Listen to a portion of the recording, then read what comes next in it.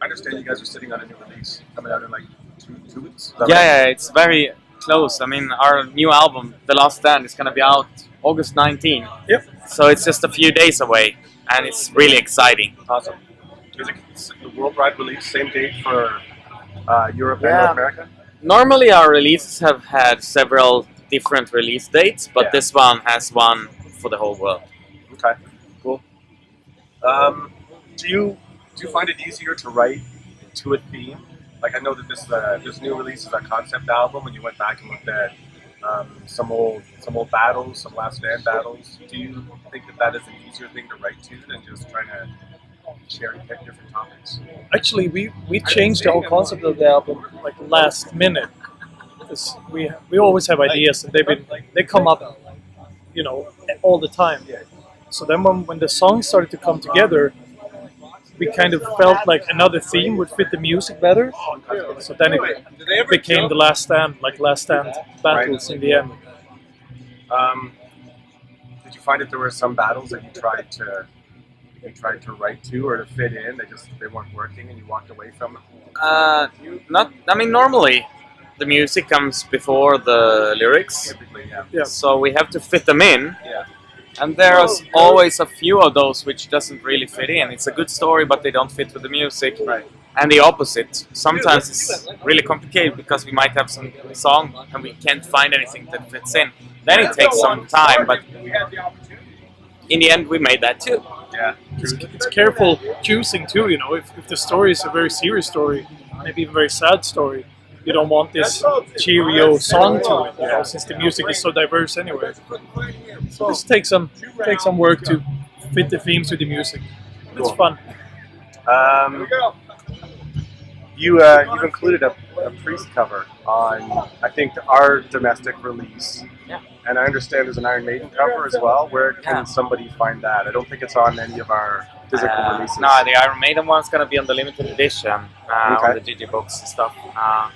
We decided to do a couple of covers usually, and on this one, Judas Priest felt pretty good. It's the title of the song kind of reminds about Sabaton theme, All Guns Blazing, and when we were talking about doing a song from Iron Maiden, because we have been touring with them extensively the last couple of years. Yeah.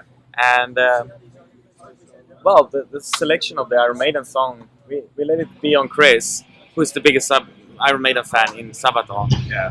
And he decided to choose the Afraid to Shoot Strangers song. Okay. Cool. It's also fun to do. You just recorded your own album. It's a very serious process, of course. Yeah. And then you can throw some covers in there that we are fans of too. Yeah. It's a great thing to do creatively. It's so much fun. And even though you're gonna be judged, you can't.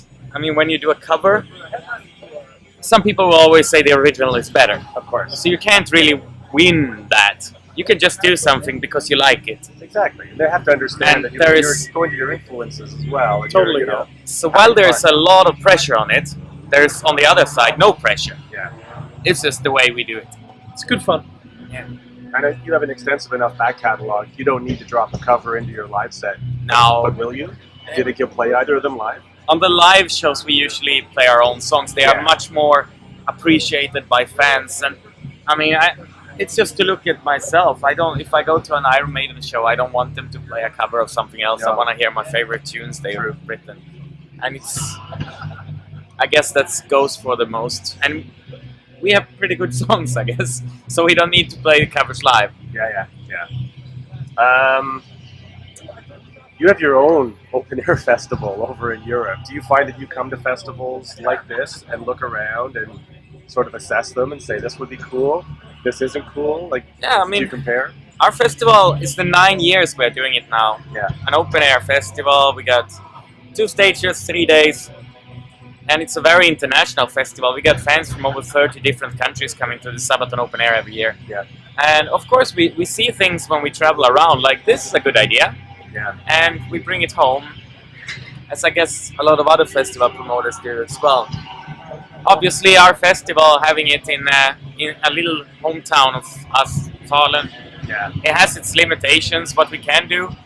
But we have still created a very nice atmosphere there. People who come there enjoy it a lot. How many people tend to show up?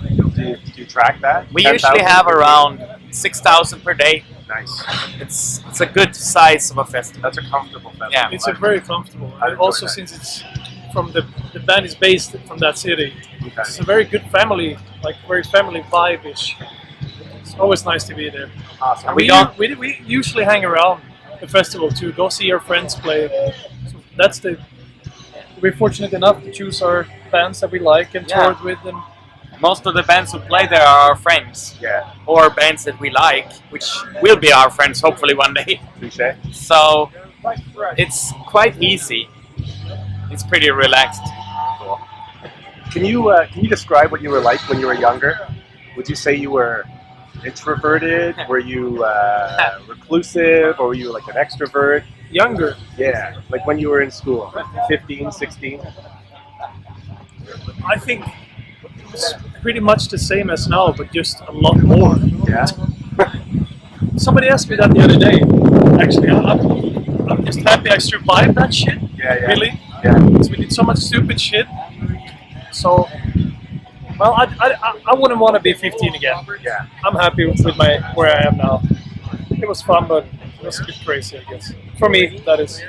I guess I'm still 15 because I do what I wanted to do when I was 15, and I haven't changed my career yet. So the direction is the same. Yeah, still doing the same. Yeah, Just a and bit more maturely. Maybe. yeah. Just a little bit more professional these days, maybe. But Right on. you know, hanging out with old friends of that time and meeting them is like, what have you been up to? And they say, oh, I've done this. I've been a father, a mother. I've been that. I've been married. I've been divorced. I've been that. What have you been up to? Just playing. Going to music festivals.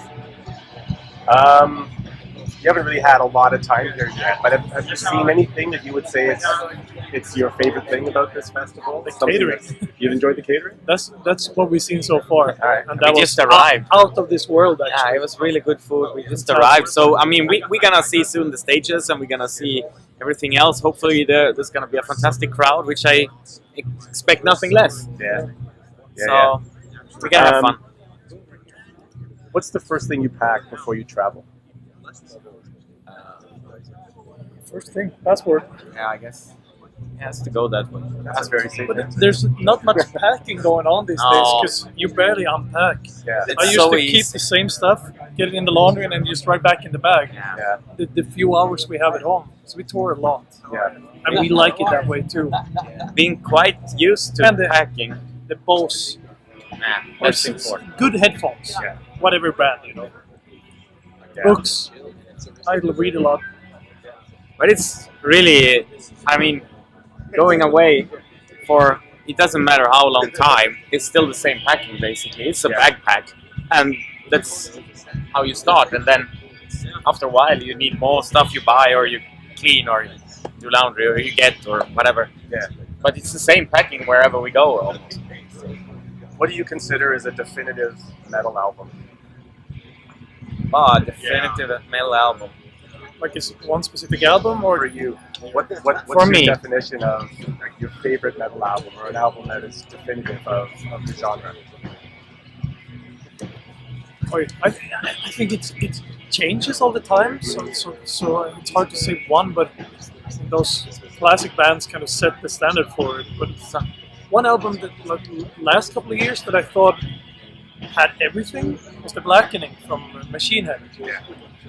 You know, for coming 2000 and I think it was 2008. something like Yeah. that. Yeah, that was such a complete album for me. Yeah. Just as Ride the Lightning was when that came out. Yeah. For heavy metal music. We listen to a lot of different music and styles all the time. I like the Black Album by Metallica because for me, it came in the right timing of my life, and it was like made a lot for me at that time. It was the songs I was playing, in my first band. I was those kind of days. Cool. And I'll ask you one last one. What's something that being in Sabaton has taught you? What have you learned from being in your band for as long as you've been in it? nothing comes without a long, hard work, and nothing goes quick. That's what I've learned with Sabaton. I mean, we are 17 years on the road now, and a lot of people think that Sabaton is a fresh new band, but it's been a long road. Right. And we have been doing it ourselves. We didn't have a management or an international super record label. It was like Still don't. we've been doing it ourselves from the day one, and yeah, it takes a long time to build a band. That's what I've learned. There's no overnight thing. I'm the newest guy in the band since 3 years back. So for me personally, everything from becoming more professional. I learned a lot from these guys and how they work. I'm really happy to be in it. Learn as much as I can. It's a nice little family company, this band. Awesome. Keep good track of each other. It's nice. Thanks, guys. Appreciate it. Thank Let's you. move on to your next Thanks one. for having me.